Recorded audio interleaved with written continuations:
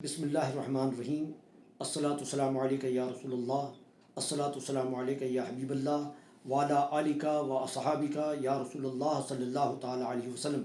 یوم تحفظ مسجد اقصی و حرمین شریفین۔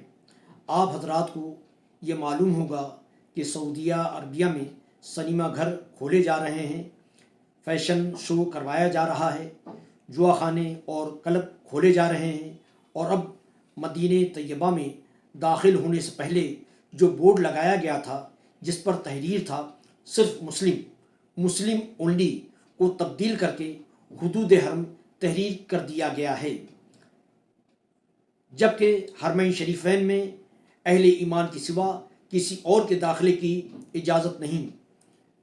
موجودہ سعودی حکومت جس تیزی کے ساتھ مسلم روایات کو پامال کرتی جا رہی ہے، جس سے اس بات کا خطرہ پیدا ہو گیا ہے کہ حدود حرم بھی اس کی دخل اندازیوں سے محفوظ نہیں، اور حرمین شریفین کا تقدس بھی معاذ اللہ پامال ہو سکتا ہے۔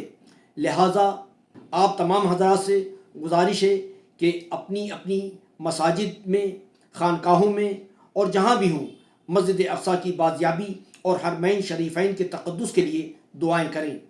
اسیر مفتی اعظم محمد سعید نوری، خادم رضا اکیڈمی، ممبئی۔